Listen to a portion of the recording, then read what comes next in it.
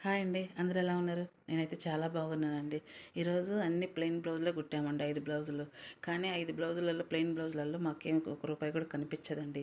Lining బ్లౌజులు కుట్టినప్పుడే మాకు ఒక రూపాయి కనిపిస్తదండి. అంటే ఎలా అంటే సీజన్, అన్ సీజన్ లాగా అనమాట. సీజన్‌లో ఏందంటే బాగా మంచిగా డబ్బులు కనపడతాయి. మా కష్టానికి తగ్గ ఫలితం దొరుకుతుంది. అన్ సీజన్‌లో ఏందంటే ఏదో జరిగిపోతుంది కదా అన్నట్టు జరిగిపోతుందండి. అంతేగాని అందరూ అన్నట్టు షాపు కదా బాగా సంపాదిస్తున్నారులే అని చెప్పేసి అంటారండి.